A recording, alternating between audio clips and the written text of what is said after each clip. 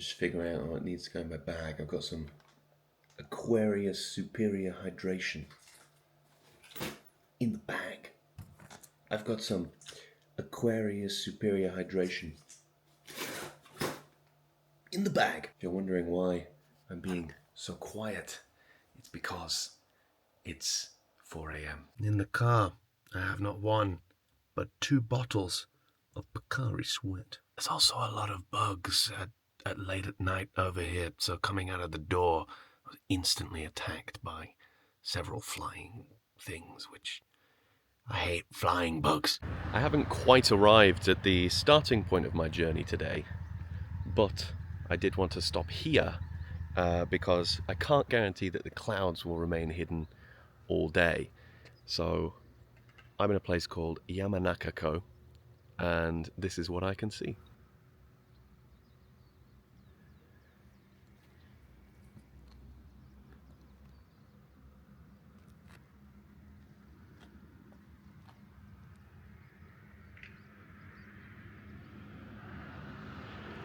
It is just gone 6 a.m. and what a beautiful view of Fuji. Now, something I didn't notice about Fuji last time I saw it is that most of the visible landscape of Fuji is red. Obviously sort of volcanic runoff or rock, and that is absolutely beautiful. And it is quite a lonely mountain. If you look around, there's nothing to the left, not really anything to the right as well, and I think that's what makes Fuji so striking. Mighty fine parking by the Lukemeister.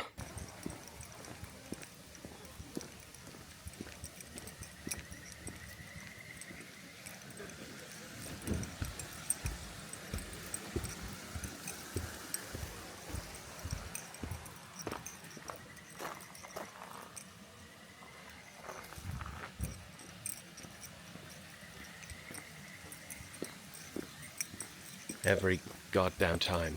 Stairs.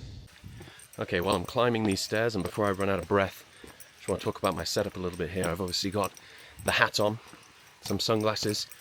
Don't need them here because it's quite shaded. And I'm wearing these Uniqlo Airism sleeves for 2 reasons. Number 1, they make your arms cooler, which is quite nice. And number 2, it blocks the UV from the sun. So while I've applied sun cream to my head, I'm already out of breath. That is the only place I really need to put it, other than my fingers, which is nice, because I hate the feeling of sun cream. Oh, it gets way steeper immediately. You know it's bad when they provide a rest area for stairs, and there's more. You have to decide pretty early if you want to do the stairs at the start or at the end. I forgot. I'm already so out of breath. I promise I'm much healthier than it seems. These stairs are perfectly sized to always use the same leg. So I'm getting a really good right leg workout for half of it, and then a really good left leg workout for the other half. Okay, it leveled out, and I want to touch on a few things. Yesterday at school, we had an event kind of day where the children were released, and then hunters, like me, had to chase them. But given that we're adults and they're children, that would be inherently unfair. So to balance the odds, they had us crawling. And so what I've done yesterday is bruised my knees quite badly. In one instance, I was army crawling along the floor and I didn't see the wall. I just bashed my knee into the corner of the wall, which was really good. Now, at the moment, they don't hurt. It's more when there's sort of physical contact. But I imagine as the day wears on, the wear and tear on my knees is going to start to show. I'm lucky that at the moment it's well shaded, not too steep an incline. It's a reminder to myself to later check what these paper things are wrapped around this rock and put a little text box, because I'd quite like to know that and I'll forget otherwise.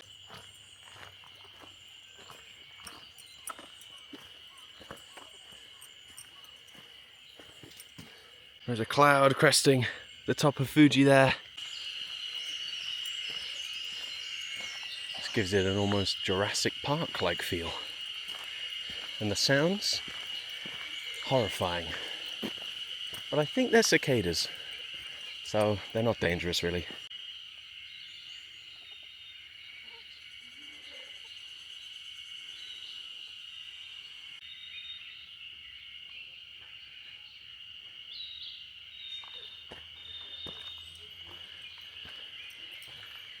This is one of the first times that I've seen painted eyes on the guardian lions.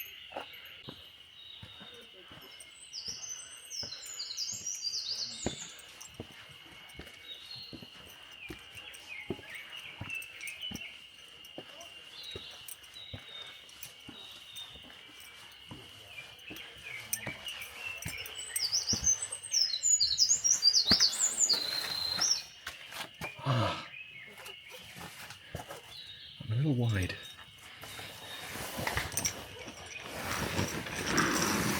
I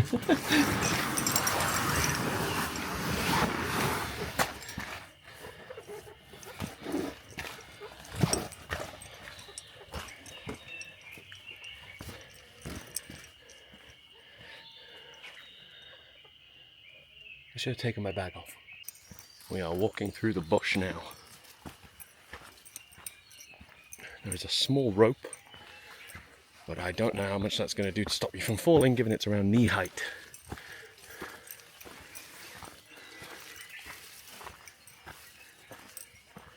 I'm a little concerned about the bugs. I did not bring any bug spray, but I'm hoping that I'm just so slick with sweat they can't actually find purchase. I can hear a weird explosion every so often in the background, which I'm sure it's fine, but Fuji is an active volcano, so it could be Fuji.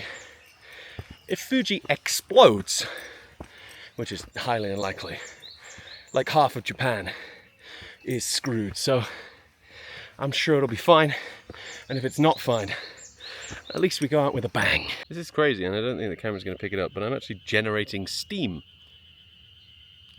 I must be warm. Can you see it? No, I can see it. It's like right over my shoulder. Steam. Oh my god. I'm so glad I decided to record that footage, because otherwise I wouldn't have actually seen Fuji in the clear. The clouds have shifted so quickly. And it looks like it's on top of the clouds. Wow. Amazing. I'm heading down now into a kind of slippery bit. But Fuji's view is about to be blocked by the many trees, which is unfortunate, but there you go. Looks like there's a rope below, so what I might just do is put the camera away and carry on the hike. We are back in Jurassic Park with the fencing just on the edge of the footpath, so I wonder if something lives out there, or we're not allowed in there. One of those two things. No, it was actually to stop deer from going through the fence and eating plants. See it, but my hat has reached what I'm going to call sweat saturation. So sweat is occasionally dripping from my hat. This happens every time. I sweat a lot.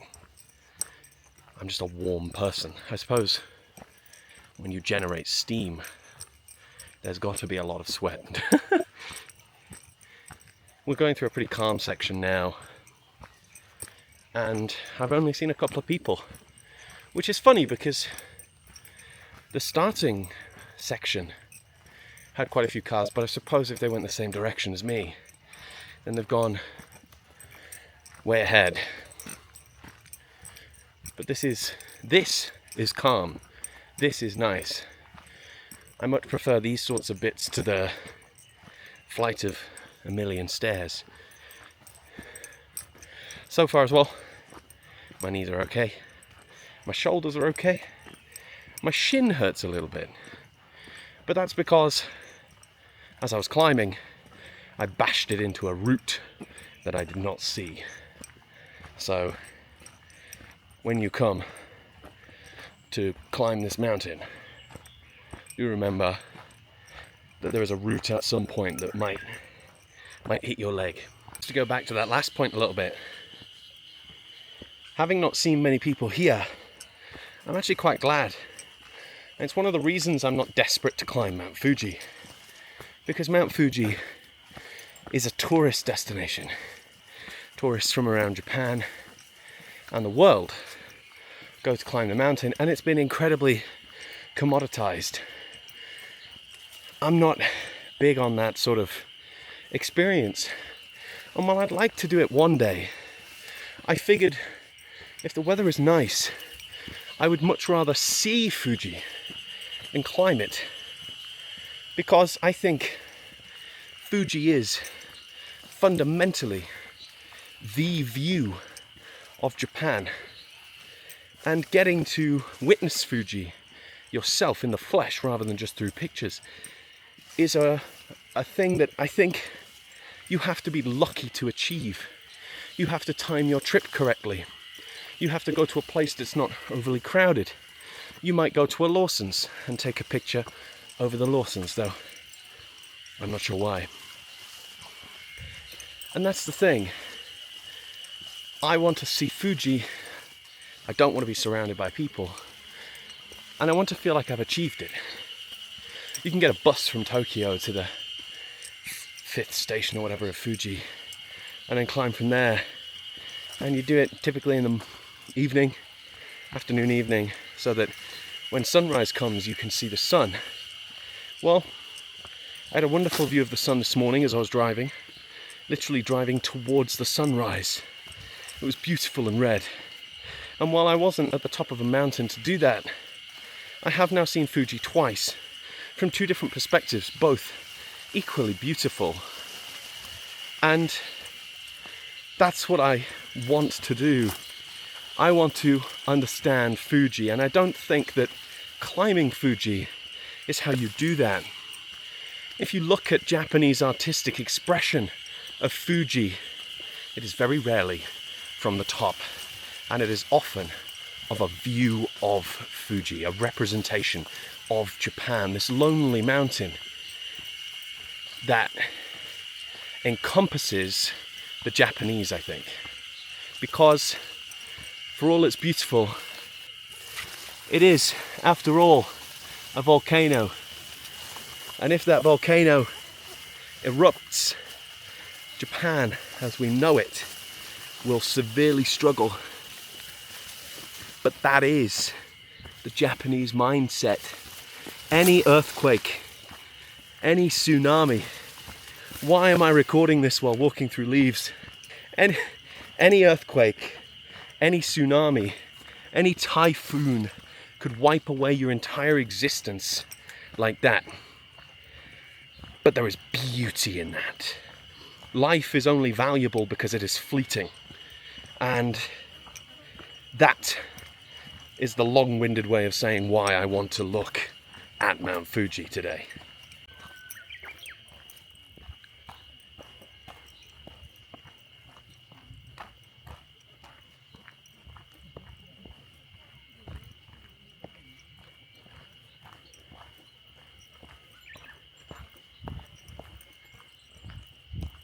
It's a whole neighborhood of houses where Fuji is what they get to wake up to.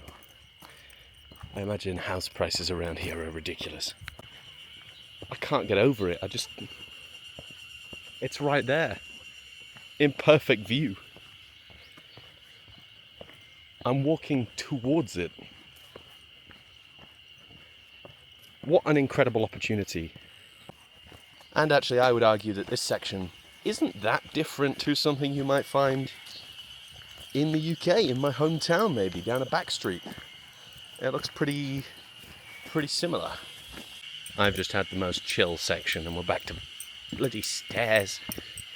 So that is the lake where I took the picture earlier, overlooking Mount Fuji there. My legs are starting to get a little tired, and I will have to walk back the way I came. So every step forward is another step back, but more importantly, every flight of stairs up is a flight of stairs down, which sounds great until you realise that every flight of stairs down is a flight of stairs back up. I think when I return to the UK, it's actually going to sound weirdly quiet. Now Japan sounds quiet too in sort of end of autumn, winter, and the start of spring.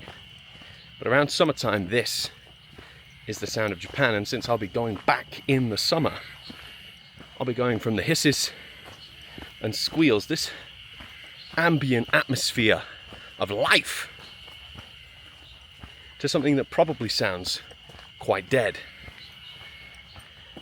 Even this morning, it was like driving through hyperspace with the amount of bugs going past my windscreen with my lights on. Jumping to hyperspace now. But in the UK, over the past sort of 20 or 30 years, the amount you've had to clean your windscreen of bugs has massively been reduced. And that's not to say that that's not the same in Japan. Goodness, I can only imagine if Japan was worse 20 or 30 years ago, what that was like. Even now they're flying past my head and causing me to go every so often. But there's an aliveness. I don't know if that's a word, I doubt it. There is a living quality to walking through places like this in Japan. And while I haven't seen many large animals, they do certainly exist, and you are warned about them quite frequently. Boar, deer, bears. But somewhere like this so far has been pretty safe. And obviously there's been those Jurassic Park fences, so I think we're good. But just heading now 15 minutes until the next mountain, which, you know, we kind of have these little stop-offs, and each one has a different view of Fuji. Though, you know, 15 minutes is only going to get you so far in terms of changing the view. I checked a website yesterday and it had a how clear is the view of Fuji predictor, north versus south side. And I am on the, I suppose, northeast side of Fuji, I think. Maybe more east, just east. But this is the clearer side. And actually, that was a bug. And actually, I can see that the clouds are much more concentrated on the south side of Fuji. So, and that's not to say that if you come, the north side will be better, but you should check beforehand if you intend to see Fuji at all.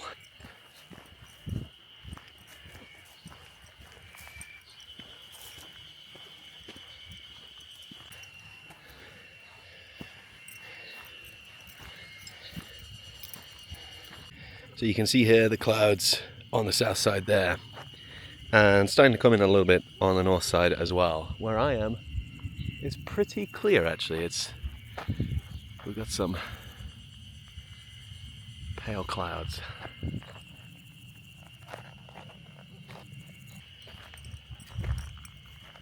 That's actually way too loud to be a train. What is that?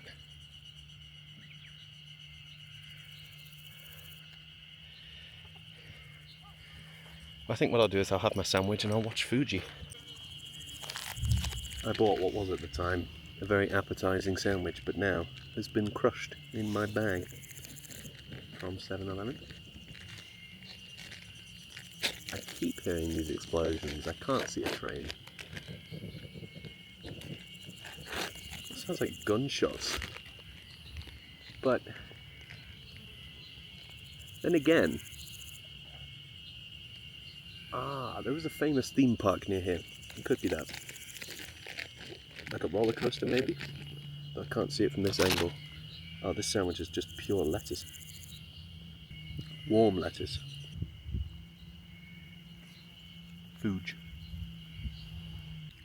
This shot proves a really good point. Timing is everything with this. I was sat eating my sandwich and I looked up and now I can't see Fuji again. Now imagine you've come for however many hours to see Fuji. And this is the view that you get. I think you'd be incredibly disappointed. But I would also suggest that you look around and see if this is going to continue. And I think at this point it might. There is a big wall of clouds over there that is working its way up the side of Fuji and blocking the view. But I would still exercise patience, because I can see a little gap there. And so soon I think we'll be able to see Fuji again. Watching Fuji was a fleeting moment. Time that I hope will be stuck in here. Now obviously I have my camera and I've recorded it, I've taken pictures, but the experience, that's not something you can hold on to physically. I can't stay at Fuji forever, and that's good. It is so interesting to me how people seek value and meaning in life. And I'm not saying that I seek value by looking at Mount Fuji, but I can say that I have gained something from it. A new perspective, an affirmation of a perspective I already had, peace for a moment, perhaps. But I had fun. And so, waking up at 3:30 this morning, driving for 3 hours, hiking, it's all felt rather worth it. But if I hadn't seen Fuji, if this mission was a failure, I think I would be less satisfied. And this comes down to a sort of psychological response of gratification. I want to feel like what I've done has earned me something. And unfortunately, I'm a person that thrives on instant gratification. I do something, I get rewarded for it right there and then, in the moment. There's many studies as to why some people are like this. But I'm starting to learn that there is something worthwhile for waiting. And this day proves that. I could have gone to see Fuji any weekend of this year. It's a 3-hour drive. But I didn't. And when I had this spark of inspiration to go see Fuji, I had to wait. I had to wait because the weather is unpredictable. And there was pretty much always a risk. If it was too sunny, it would be too hot. If it was too hot, I would die. If it was raining, or even cloudy, I wouldn't see Fuji. But I've seen it, because I waited. I had this deferred gratification. Well, technically I had instant gratification, but deferred in the sense that I have lived in Japan for a long time now. I've lived in Japan, deferred in the sense that I've lived in Japan for 9 months, almost 10 months now, and have only seen Fuji maybe twice, but never properly, never with the purpose of seeing Fuji. And so now I've done it, and I would love to come back, but that's not going to be instant. That's going to be something I'm going to have to wait for. There's a snake. I don't know if you can see it. It's moving. It's only small. That's the first snake I've ever seen. It's gone. It's in the grass now. Okay, watch where you're walking very carefully. That scared the hell out of me. Every step down is another step up. There were giant bees, and I put my bag down, and they were hounding it, so I had to run away. And I think one of them touched my head. So scary. They were like this big.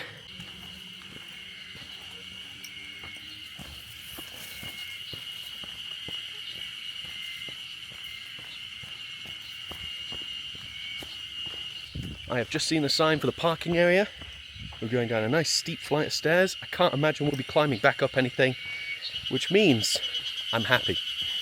I'm in a comfortable position now. Well, I say that.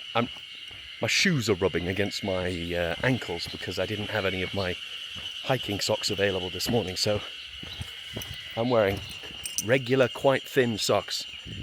And my feet, I thought, would be spared of the heat were I to wear thinner socks, but no. The boots have trapped that in. These are going to be the stankiest feet you will ever smell. Of course, you're spared of that punishment. But it was recommended to me a while ago that after a hike, you have a dip in an onsen, and I have been loving going to an onsen when the opportunity arises, and I am so sweaty, I am so stanky, that would be a treat right now. I did not bring my towel. Now, I think you can rent a towel at a lot of places, but I think I'll give it a skip today and just try to find, something else, and just pray that nobody complains about the smell. Given that we're in Japan, they might start thinking that a Yu-Gi-Oh tournament is happening.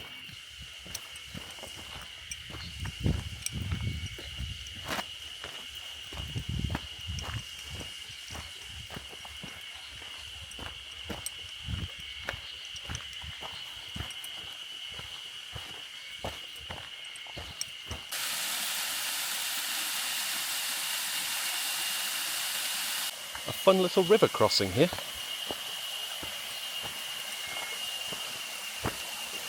It seems like there are little dry spots we can hop across and safe. Back onto the trail and back to the car, I think. Okay, back at the car now.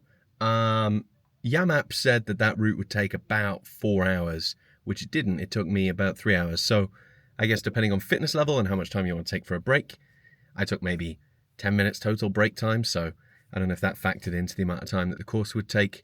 I don't feel like a particularly healthy person, so I don't know. Some people might clear it a lot faster. But it was nice. I think it was just what I was looking for today. Doing like a 6 or 7 hour hike and then needing to drive 3 hours home. No, thank you. There's a little park. And by the looks of things, there's a little beach.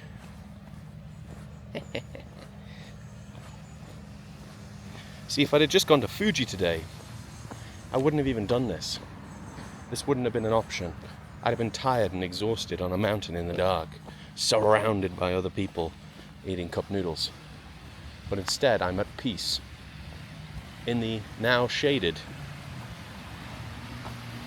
sky by a big lake that has a tide by the looks of things. Oh no, it's probably caused by the boats.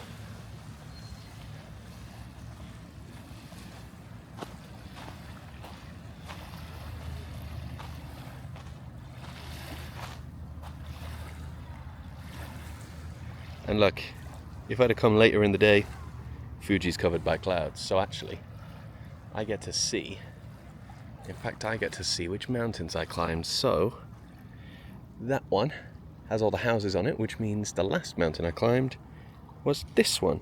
So I got a view of Fuji from there. And I kind of did this. Whoop, pretty much. Wow. What a peaceful little beach. Now there's a town bit over there, and that's where I'm going to get lunch, but it's still quite early. It's only 10 a.m, so there's about an hour until lunch can be had. From a logistical standpoint, because the restaurants aren't open. So I'm going to walk over there and then back, I think. Give me something to do.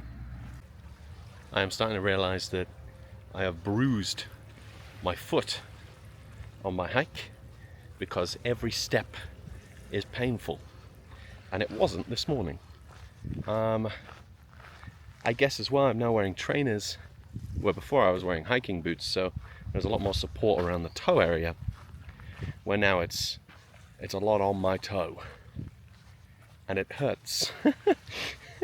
So maybe walking for 40 minutes to go find lunch is a bad idea. So here we have swan boats, and then over there, the king of all swan boats. It is so tall.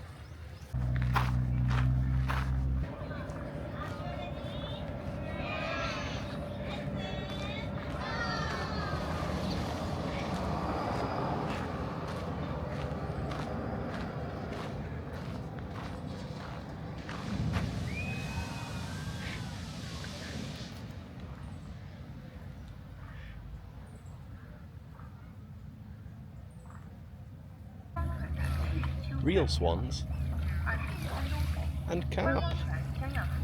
I didn't notice until I was paying my bill the wall of celebrities, Japanese celebrities who have been to that restaurant and have left signatures. I'm not sure if that's a sign of quality that people look for in Japan. But anyway, I think it was quite good. I had some pickles, which one of them was like pickled seaweed, and it's quite sweet, had a really sweet taste. Then some of your sort of more standard Japanese pickles that you might get in like a bento box, and then some raw horse. I've not had raw meat before, but I do like my steaks blue, so I thought that I would quite appreciate this. And I have had horse. I had horse in France, I think, like a horse hamburger steak rather than like a burger, a hamburger steak, which, by the way, if you come to Japan, hamburger is hamburger steak, hamburger is a burger. Anyway, raw horse. It was so tender. I was actually quite surprised. I mean, horses not exactly famous for having soft muscles, are they? Like, you look at a horse, that thing looks jacked.